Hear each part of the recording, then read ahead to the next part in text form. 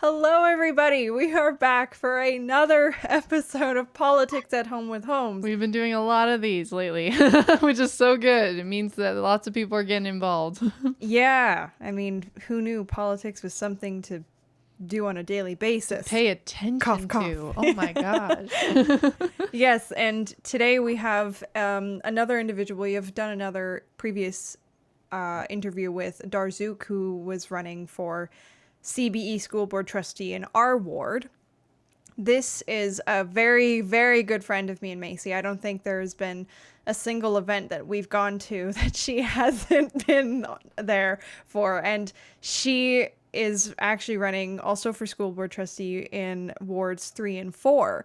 And so we're really looking forward to this because not only is she a very intelligent individual, but she's going to bring a completely different perspective than, and in my opinion, than Dar brought to us via just even the outlook towards the schooling systems. Because she's such an educated lady and she comes from a medicine background, which she will give a beautiful introduction to. But I know she's going to bring a different outlook to education, which is why it's great to have people like both Dar and her voted in. Because then they have two different perspectives and understandings. Yes. And also their own talents that they can bring Yes, forward, and then they can exactly. negotiate. And so that's very, very exciting. Hence why you all should vote for her right now. Before the ballots come out. That's not cheating. Anyway. So the first things first, Joni, me and MayCee know your lovely, beautiful face, but our audience does not. So will you give us a little bit of a background as to who you are and why you are doing this thing? Well, my full name is Dr.Joanny Liu, and I was born to parents who were immigrants from China. And so there's that background. However, not that traditional because I had a grandfather who actually just doted on me as being a granddaughter, which was kind of unusual sometimes in China. But the thing is that he really encouraged me to be who I am. And I remembered the way he was before he died when I was 9 years old. So he was my very first mentor. And I mean, even though my parents, encouraged me to be great at school, to work hard and all this, but it was really more because my grandfather doted on me and spent a lot of time and supported me in the things that I loved doing, that's who I really am today. So I'm outspoken and not afraid to say what I need to say, but I am also careful, when it's appropriate. Based on my education, I was in engineering, pre-engineering and pre-med, and my mother wanted me to go into medicine, into conventional medicine. But another mentor that I had said to me very point blank, he said, well, to be good at medical school, you just need to be persistent and have a good memory. But if you're going into engineering, you need to understand. And well, that's very true. That's very true. And so I was a professional engineer for 24 years.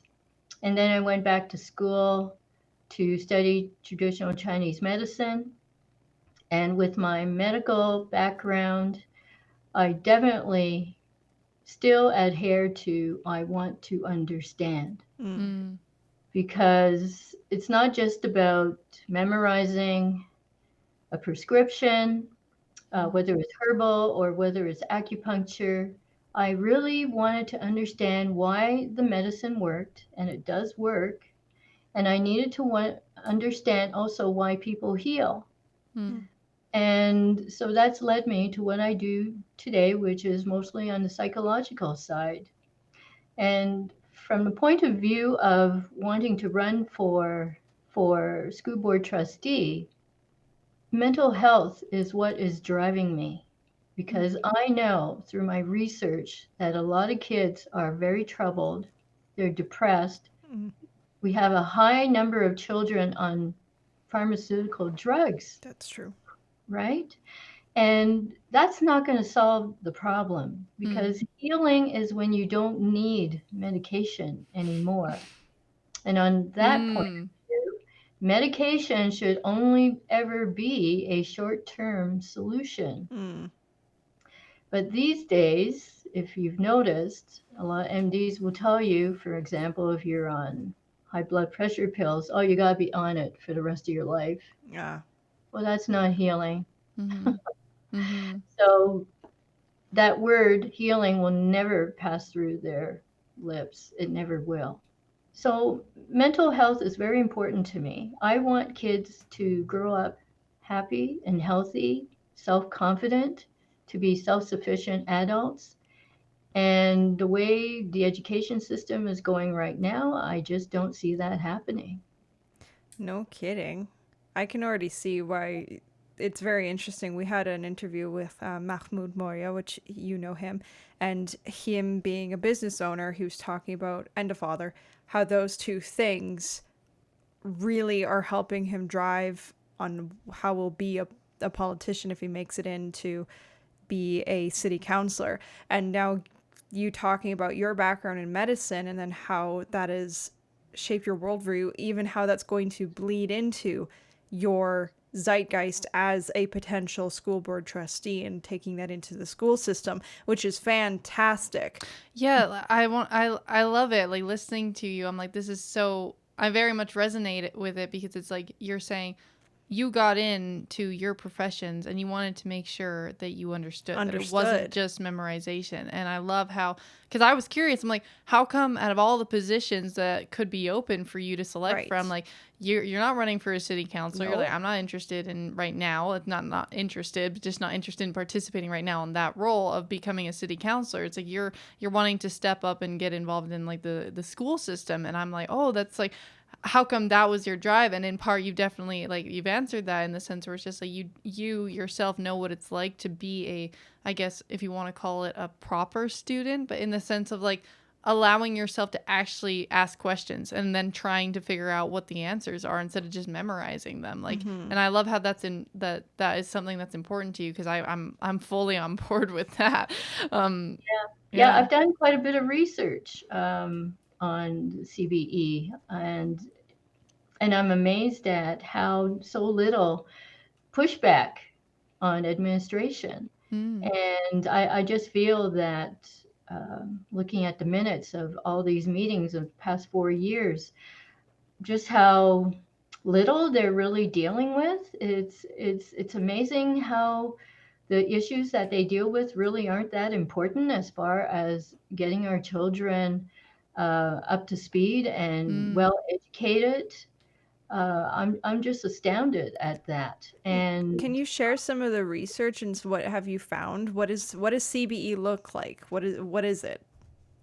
well, they do a lot of surveying with students. Mm.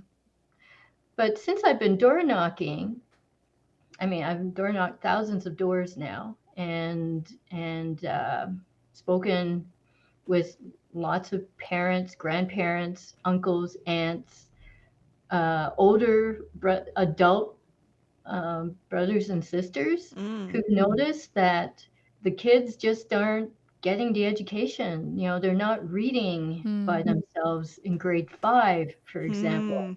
Hmm. Oh. Math. Gosh, people have talked to me about math, and I'm an engineer, right? So math is extremely important to us engineers, science, the whole thing.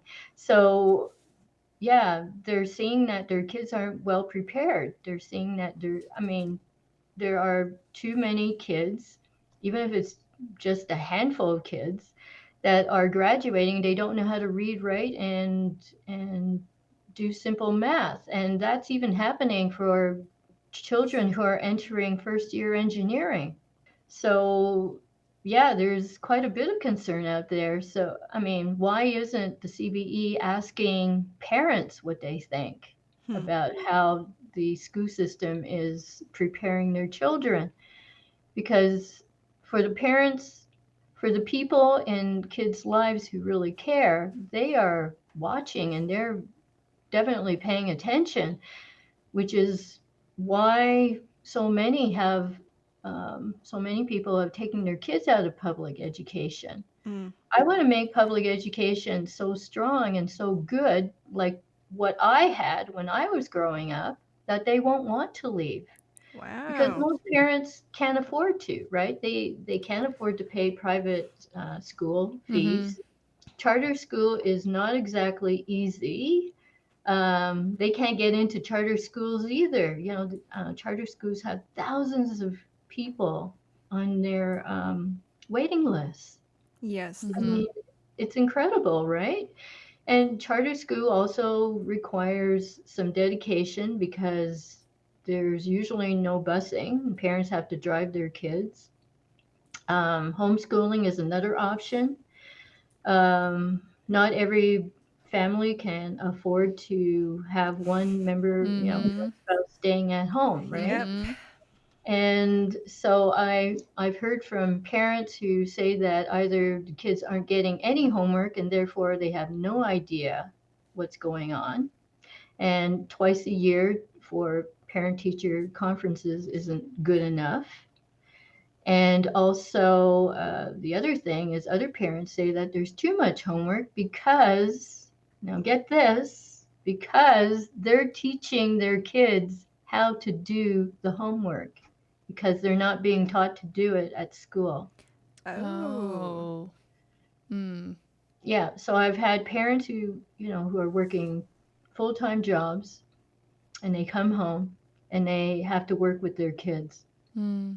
And so, I mean, when I was growing up, there was just no question that public school was going to give you exactly what you need in order to be successful in life. Hmm. Mm.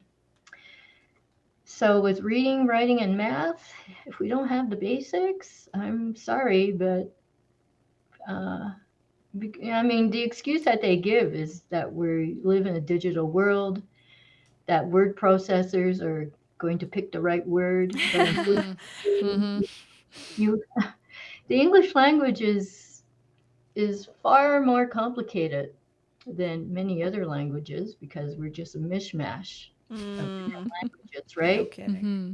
So we have way too many inconsistencies. So you have to practice, practice, practice. You got to read aloud. You got to read a lot.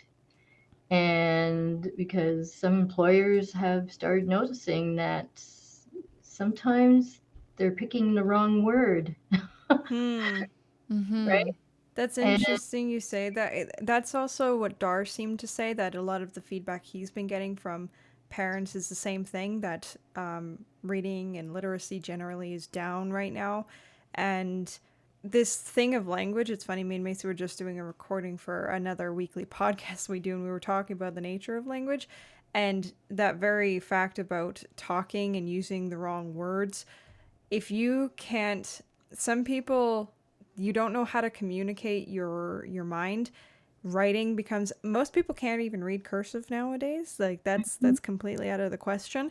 But yeah, reading is also to figure out other people's intentions, because okay, you figure out how to write the basics and maybe you can read directional signs, but then some of the stuff that you get into, if you're going to study any other medicine, engineering, you got to be able to read the minds and the lives of other people. And if you can't put two and two together, then you are missing out on a foundational part of the human Experience. experience, which is, that's how, unfortunately, I mean, body language is still a large part of it, but even on a digital, you have to read instructions, you got to read your text exactly. messages, it's like that doesn't change. Yeah, it doesn't. I mean, in spite of all the abbreviations that people might use. But, oh yeah, I mean, I'm still learning some of this lingo, but yeah, I just think it's hilarious at times. But I really do feel bad for our kids who are coming out right now, and the only number that the CBE board right now is excited about is how many kids they can push out at grade 12. But that's not a Yeah. good statistic So there's, yeah, I kind of think that they're the measurements that they use, the things that they're measuring Hmm. aren't that important. Mm. And they just gloss over it. So we really need to do something concrete. And there are some common sense solutions. Parents are complaining that there's too much complexity in the school room, and and teachers are definitely doing that. They're Yes. Mm. definitely talking about the complexity in the school room, and that's because we have too many different levels. Too many different levels. At one time, yes, parents, or I don't know, was it just parents that were clamoring to have all kids integrated into a classroom? Mm. But when you have kids with behavioral issues, like the issues that people have told me at the door, it's not about discrimination. It's about common sense, that you just cannot weave every kid into a normal classroom. Right. Yeah, there is no one size fits all kind of deal when it comes to learning. Exactly. Because especially with kids with serious behavioral problems who are constantly disrupting the classroom, and the teacher has to attend to this, and teachers are getting injured and getting beaten up. Like, all these stories are real, all these stories are true. So why isn't the school board and the administration that we have, why aren't they paying attention to these things? Hmm. Why isn't the ATA paying attention to it? Mm-hmm. So, I mean, I'm going to be very controversial, but I'm asking the questions. Oh yeah, and for those who don't know, Alberta Teachers Association, Yeah, that's what the ATA is. Yeah. Well, I had a question for you, which is like, so we asked the same question to Dar because, like, to be completely honest, I don't actually know much about what a school board trustee is, and let alone what the role entails. So I wanted to kind of ask you, what is a school board trustee? What does the role entail, and what do you hope to accomplish in this role? Like, what would you like specifically? What problem do you want to be able to solve in this role through the guises of which you're allowed to and able to? Yeah. Well, apparently there are 14 things in the Education Act that a school board in Alberta is supposed to be taking care of. I can't tell you what they are verbatim. Uh, However, it sounds like we're only really allowed to look at two things, and one of them is to come up with policy. Hmm. So that's all fine and good. But apparently, the boards haven't been acting like a board. We're supposed to be trustees, so we should be doing a lot more. We can deliver according to the province's curriculum, the actual programs. So, and that to me is a big deal. That But is a big deal. apparently that's not one of the things that we're supposed to be involved with. The provincial curriculum is broad enough that we can interpret it in a much better way. I certainly want to make sure that our kids are reading, writing, and doing math at the appropriate or corresponding grade level. I want to make sure that we're delivering the proper training to our teachers to make sure that they're using time-tested, research-based methodologies in order to teach those subjects. So this is the interesting thing. I've heard that the CBE has stopped paying for this so-called whole word method of teaching reading, which one grandmother described to me as, you give the kids a list of words to memorize, Hmm. but it's very difficult when they don't know how to read the words in the first place, and yet they're supposed to memorize these words, and that's how they're supposed to learn how to read. And then there's such a thing as cueing, so they use pictures at first. And then, yeah, another parent told me, well, that's great, except that if I hand my kid a book without pictures, Hmm. that they can't read independently. Hmm. Okay. So, and really, there's no research that actually proves that either of these two things work, except that we have academics saying that, yeah, yeah, sure, but I think they've been using our kids as guinea pigs. And for that reason, the experiment has totally failed. Hmm. Okay. And it's been like decades, not just a year or two, it's been decades. So now we have a highly uneducated population when we're supposed to be in the information age, and information is still words and numbers, Yeah. by the way. If anybody wants to argue with that, you know, and we still need to see it on paper and we still need to see it on the screen. So it doesn't matter. Hmm. You know, like I just don't understand the logic of these people because there is no rationality for what they're doing. Hmm. And so, yeah, we got to deliver the programs. We got to deliver the training. We got to make sure, yes, that it's a safe, welcoming space at school. Okay. However, it doesn't seem to be inclusive enough because not every, I mean, the teachers don't feel safe. Hmm. And do the students who are watching a disruptive child, do they feel safe? Right. So, you know, like these are the questions that have to be asked. I'm hearing these stories from people whose kids are going to school right now, and yet CBE doesn't talk to the parents.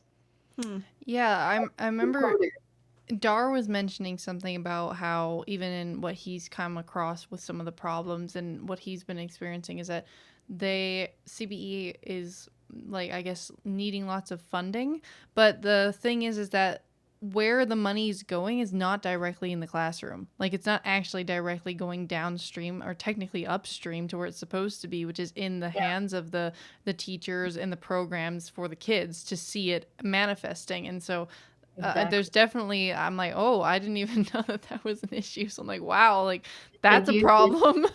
Yeah, especially for parents whose kids need help. So their Mm, kids have been assessed, they've been coded, and they've been promised that, well, there's extra money. mm, And then, so the parents are waiting for this extra money, and then they never see it materialize. So they never see the extra help that they've been promised. So I remember one parent telling me that where her child goes to school, that there was one educational assistant for the entire school. That doesn't help. Oh. oh wow. Or, yeah, or one teacher and one kid who's very disruptive, and she has to call in helpers to control this child. Like there is chaos going on. Mm, But for the most part, what I'm hearing is parents are disappointed that they're not getting the help that their kids have been promised. Where is the money going? Really? mm-hmm. And so yes, you know, they increased their budget again this year. We're looking at $1.6 billion It's a lot of for money. about 146,000 kids. And that's a lot of money. So where is it really going? Mm-hmm. So CBE has this pie chart that claims that there's 73% of the funding going into the classroom, but parents aren't convinced that's true. Mm.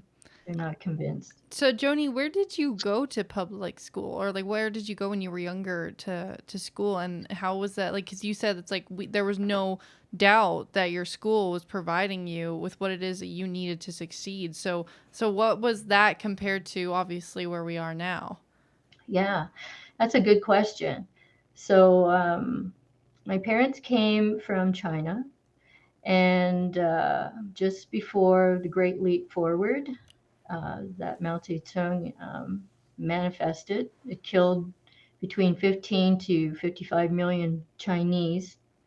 And that was they escaped out of China about a year before it started. I don't know if my grandfather knew that this was going to happen, but he got my parents out in good time. So I was born in 1957 and in January, and my parents didn't speak a whole lot of English, so they wouldn't have been able to help us. I was speaking only Chinese until I started school when I was 5 years old, and never said a word in kindergarten until until I had a nosebleed, and I touched my nose and realized I was bleeding, and I called out my teacher's name, and that was the first time she ever heard a peep out of me at that point. But And this is in Canada, like where yeah, you were? Yeah. yeah, this was in Montreal. Okay. So that's where I was born. And so, I mean, my parents couldn't help us with our homework, even if they wanted to. Right. They were too busy working full time, both my parents. So there was never any question, but they knew that we had homework. So they always saw what we were doing. And there was always enough time to watch a little bit of TV later on in the evening, but we always had homework. So this was what it was like in the 1960s, and definitely through high school and Cégep in Quebec, and then university. And all three of us have our university degrees. I'm one of two engineers in the family. My youngest brother is an engineer, and my brother in the middle is an accountant. So, and my mother told us how important education is. And I mean, this isn't really unusual for immigrants. Immigrants come to Canada expecting a better life for their kids. And so that's what I mean by there was never any question that we would be well educated, that Right. we would be literate, that we would um, be able to do math, simple math. Nowadays, with my door knocking, people who are immigrants are very, very disappointed.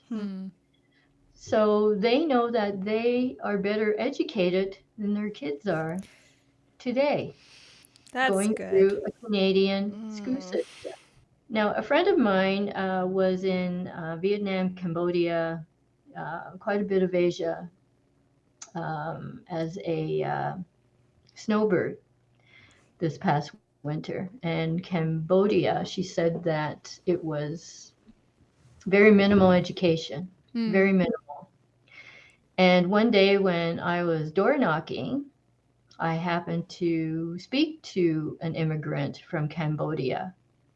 And so I told him what my friend told me. And I said, so how do you compare, Canada to where you came from? And he said, it's the same. Ay, ay, ay. Oh my It's the God. same.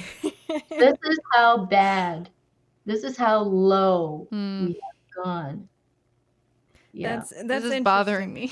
Yeah, no, for sure. I mean, that's the one thing that's funny. The first thing you were talking about was mental health, and me and MayCee made the joke with Dars that figures that me and MayCee are interested in the schools and education because women typically care about kids and then how their upbringing makes sense. I mean, we are the bearers of the next generation, not a small task, and you have expressed that same care and concern for the upbringing of the kids. Yeah.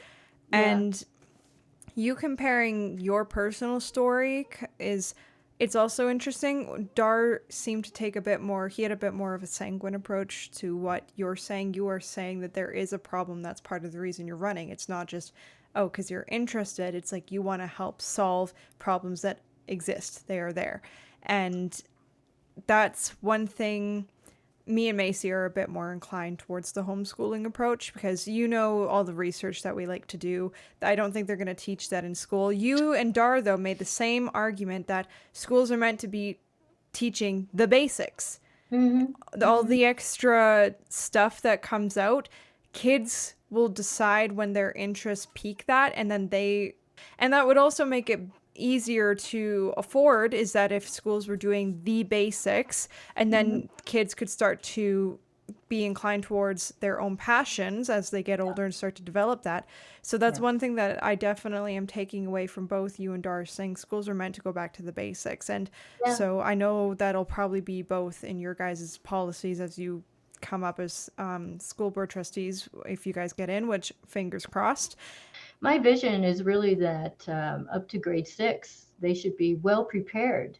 Yes. And then, from junior high and up, that's when they should be able to be more expressive of their own interests Yeah. and be able to branch out into the things that they are interested in and want to learn more about. It seemed to me that it was better even when my own kids were going to school, and they're 42, they're going to be 42 years old and 36 years old this year. So I think they had more opportunities to explore themselves. Well, definitely in high school, but yeah, to me, you see, when we're talking about mental health, we're talking about self-confidence. We're talking about self-sufficiency, Yeah. self-esteem. I mean, when you've really accomplished something, you have self-esteem. When you have been led to believe that you know something, but you don't know, and then you find out that you don't know, what does Yeah. that do to a person's self-esteem? What does that do Yeah. to their mental health? Mm-hmm. Because yeah, I've even spoken to kids. One young man in particular, he was 1 year out of school. He had graduated last year, so he's now 19 years old. He's working up at oil field up north, and I just happened to catch him when he was back in town, so it was great. When I was door knocking, and he said to me that, yeah, he knows that he's been shortchanged. He knows that it's going to take a lot for him to catch up. He's going to be working, he's found out that he's going to be working on diesel engines. So he's very interested in doing that. Another young man, I caught him in June, apparently. He had just graduated from STEM charter school. And he told me, I've tried them all. I was in CBE and I was in Catholic system, and I ended up in STEM, and STEM was the best. He said the other two, he said, sucked. I'm taking this to heart because me and MayCee also did a lot of charters and Catholics. We weren't huge in the public system, and because of what I've heard over the years, and then even being dissatisfied with my own education in those other schools, I've kind of wrote off the public school in my mind. But it's very, like you said, there are people that can't afford the other options, and if we brought public schools to the basics and really did those well, because it shouldn't be hard, like you're saying, to teach the basics by grade 6, and Yeah. then if you do that, people don't want to leave. Public system gets a bit of a better rap, and then all the extra funds, if you get really good at it, can go towards the bigger decisions, which is, what am I interested in? Apprenticeship programs should be coming out of Alberta's butts. It should just be really, really abundant, because apprenticeship is really with the hands-on experience where people get to see, oh, this is how it actually ends up working out. So I'm really taking this in, and I'm appreciating it. You're like, I want the public system where people can rely on it for what it's meant to be. Yeah, like I like the idea of we have a friend even who was in high school, but he's right now, I think it's STEM as well, or SATE. SATE. He's at SATE and he's trying to get. But he hasn't graduated yet. He hasn't graduated yet, so he's still in high school doing his high school thing. But then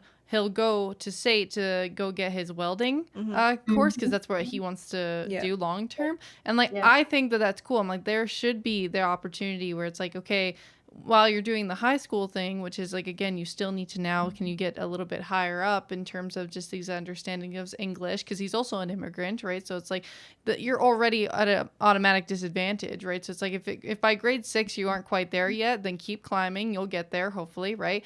And Yeah. then Yeah. biology or chemistry or whatever it is, it's like keep climbing and get your basics, because that's going to help you with what you're trying to learn with welding, because you need to know math, you need to know chemistry, you need to know physics, you need to know these things, especially when it comes to like damn near any trade, right?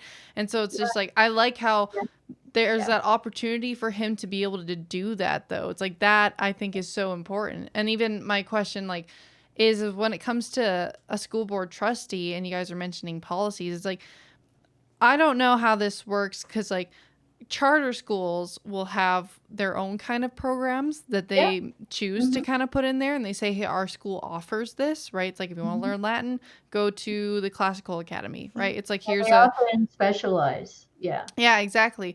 But with the Calgary Board of Education, like the public schools, I'm not quite sure like how almost like broad it goes and how far it stretches. Like, does every single one have to incorporate it? And if so, it's like, what kind of programs are you even allowed to say that you'd like to see? Because is that even something that, if you're become a school board trustee, that's something that you would even be capable of having an influence on, which is like the kinds of programs that would probably be helpful for students within the like public school district to be able to pursue?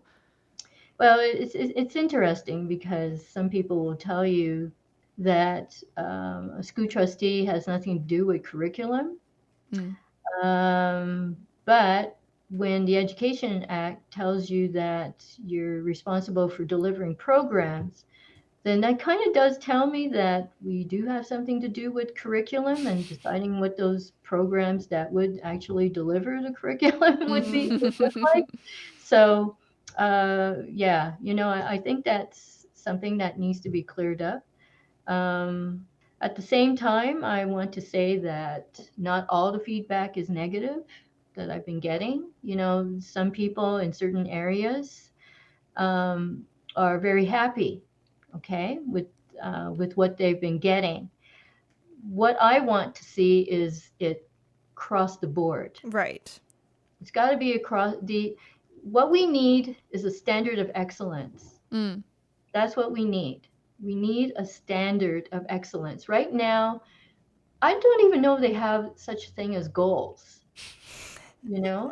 Like it just doesn't. Yeah, I don't see any goals. I don't see any standards. Unfortunately, it's just like conventional medicine. There are no standards of health there either. Mm. So how can you tell people, for instance, that you want them to be healthy? I'm going to get you there, but you're going to need to be on these pills for the rest of your life. That's not a standard of health. Mm-hmm. Mm-hmm. Supposedly dependent on this stuff.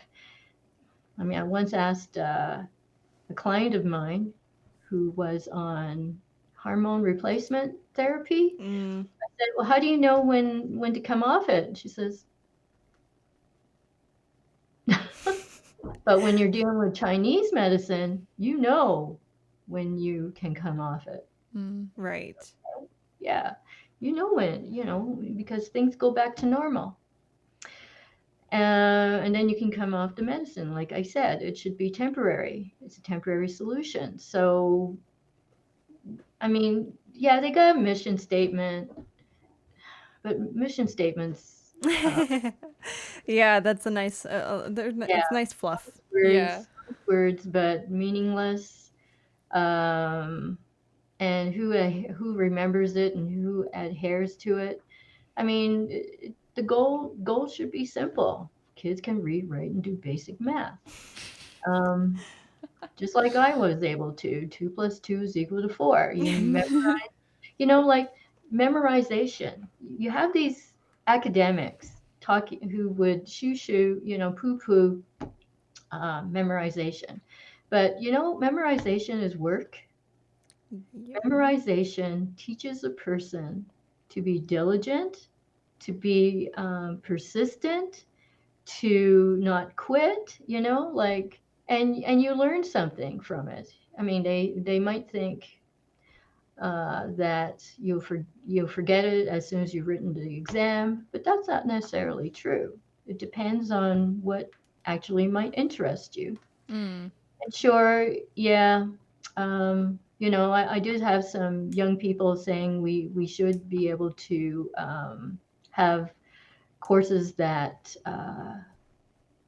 entertain their interests, but let's get grades, kindergarten to grade 6 done with well, and then we can definitely give you all the options that you want to explore whatever your interests are. I think that's a reasonable thing because right now they can't even do that. Mm. Basically, my philosophy is about problem solving. It's not rubber stamping. Nobody has ever known me to be a rubber stamper. Mm. So, No, I understand, and to some degree what you're saying in terms of the idea of the repetition. It's just the thing that irked me. Like, it was funny. We had so people are aware that like our family is hugely involved with Matthew Eyre and his work. And Matthew, he was showing us. He was like, "Hey, have you guys ever tried like I don't know what it's even called. I think it might have been The like golden section. Greek geometry and, is yeah. what might have been what it was." And he was like, "Have you ever guys tried to like like square something, like physically square it?" And I'm like, what do you mean? He's like square root, and he's like, yeah, like discover the square root and what it actually, like how you got to even the symbol of the square root, and then also consequently how you square root something. And we were like, no, we've never physically done that. I just know what the symbol is, and I know how to punch it into a calculator, and maybe I know how on memory how to do it, but not really. I don't know what it means. And so then he gets us to do an experiment, and he's like, okay, like try and double the volume of a square. So you draw a square on a piece of paper and try and double the volume of this square using the square itself, and it has to stay a square. Like, you're doubling the volume, but it has to stay basically like a big volumetric doubling of this square to that square in the bigger square. And we're like, okay, sure. So we try and do the thing. And then sure enough, you find the square root symbol in that process. I'm like, wow, like I didn't know that that was even a thing, in the sense that you could discover why the principles of math are actually discoveries themselves, because you have to put yourselves in the shoes of like, how did Pythagorean theorem even come to existence, right? Yeah. It's like, why a squared plus b squared equals c squared. It's like, you can memorize that, but then do you actually know how to physically put it on paper, and like what the yeah, mathematician did to actually try and discover that? And even yeah, like that'll be the experiment that he's going to try and get us to do next time. But it's just like, even that wow, idea, it's like the memorization I understand for the repetition, because it's like if you got somebody to do it, and then like let's say they didn't do it for like a long time, it's like, oh, it's not in my memory anymore. It's kind of something that I kind of a little bit forgot, right? Not entirely, because it was in part a discovery, but in part the repetition's good, because you're right. It's like, if you're interested in it though, it means that it shows that it's important to you and that there's yeah, value attributed to it, right? So yeah, it's like, oh, you're choosing to memorize this thing, and even if it's wrong, like, let's say that, because that's what science is. That's what, like, if you're interested in chemistry, if you're interested in biology, if you're choosing to memorize something from high school, and you're like, okay, this is what I was told, right? Even if it's wrong, you yourself then have at least the knowledge of that to kind of go in and challenge it a bit and go like, like I wonder what are the new developments, right? But you still have to have an idea of what the old ones are and what the current ones are. And so like you need that idea of that repetition. It has to stay in your head because you're attributing value to it, and because then it allows you to go and question it, right? It's like, if you can't explain it to a 5-year-old, then clearly you might not know it as well as you thought you did. It's like that little classic line, but yeah. that's a good way of looking at it. And Mm-hmm. I will admit, I've never tried to physically figure out what a square is. We'll do it We'll do it together. together. It's Yeah. actually kind of fun. That's one thing I definitely trust you in a position such as this, and if you get in, which people definitely, if I was in your ward, I'd be biased, but I still do research and you still learn and you are still trying to gain knowledge, and that's also a telltale sign of somebody that lives the philosophy of, you said at the beginning, your mode of attention is always trying to understand, And you're still trying to do that, which is why I believe that you going into... You are definitely a lifelong learner. You're a lifelong learner. Yeah. And because you embody that, I would trust you with my kids. If you were teaching the public school, I might put my kid in your class, which is saying a lot, Joni. I'm just saying. But I want people to be able to find you and reach out to you if they want more information. So your website is this one. Is this correct? Yep, that's my campaign website. You and your beautiful red jacket here and with your red background. It's not hard to tell what your favorite color is, everybody. You can read what's on my code. It actually says why Oh, I on it. love that. Oh, I love that so much. I didn't notice that until you pointed that Ask out. questions, right? Mm. And yeah, here you donate lawn signs and then volunteering, because we know how much that it takes to not only run but actually just to maintain your status quo as a person in a political system. It is not easy, and the more support, whether it's financial or verbal, even parents that are watching this, if you're wanting to know more or you want another friend, information, talk. I noticed on you have transparency, results, and excellence on here, and then even on some of the pamphlets that we have, you talk about the desire for open and honest conversation between teachers, parents, and students. So even if it's just a parent wanting to reach out to give their story, even though you're door knocking, you're doing a fantastic job thus far, more information is the better. So definitely there to reach out for CBE Trustee Ward 3 and 4. Mm-hmm. And then this is your personal, because you're Chinese medicine, this is your personal website, which people should also note for if you want to contact for more than just the school boards, but also some personal contact information or offices, any social media. Wow, this is a wealth of information. See, you're a wealth of information. This is one thing that I absolutely love about you, and I think people reaching out to you and further meeting you here on in, they're just you're kind of like this endless box. You just got it's Hermione's purse from Harry Potter. You just pull and Well, I love never it. ends. And Joni is also the type of woman where she considers other people a wealth of information, and that's what's so admirable about her, is that she always has that philosophy of like, there's never not something that someone could teach me. And I just think that is even more I guess incentive for people to make sure that they reach out and get in touch. And Joni, if you wanted to, what are some like last minute thoughts and remarks, and also some ways to best tell people how they can help you and support you in your journey going through this? Well, definitely, I can't do this alone. I need volunteers, and I also need donations. This is We Dr.Joanny Liu for trustee.com. Yeah, To we get to are those. working very hard out there because we believe in what we are doing. I have a wonderful set of volunteers already. However, I don't want to burn them out. I don't want to burn myself out. So we can use a lot more help. And definitely on the funding side, yes, we could definitely use more donations as well. I always have a pen and notebook, so I'm always willing to learn. I'm always willing to listen, and always willing to solve problems. First, we have to identify what the actual problems are, and then we have to sit down and be rational about it. And that's sort of personality that I will bring as a school trustee for Wards 3 and 4. We have some serious issues, and we have to stop denying that they exist, because that's what seems to be happening at the current board.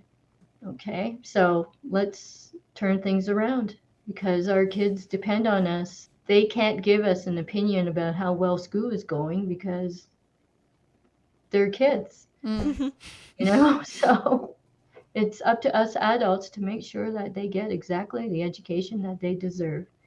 And that comes with a standard of excellence. Nice. Amen. That was a good closing remark. All right. Well, thank you guys, everybody, for watching. Thank you, Joni, for joining us. And I guess that has been Politics at Home with Holmes. Yeah.